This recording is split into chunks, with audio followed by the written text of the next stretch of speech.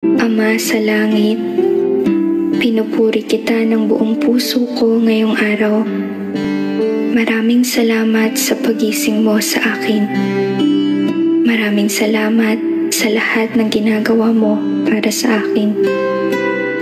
Panginoon, Ikaw ang pinagmumula ng aming lakas. Kapag kami ay mahina, pinapalakas mo kami.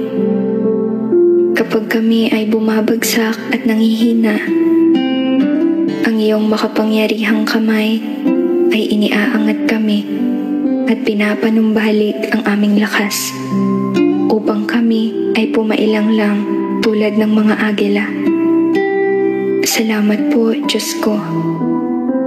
Naway ipagpatuloy mo po na manatiling ligtas kami ngayong araw at punuin kami ng iyong biyaya at pagmamahal.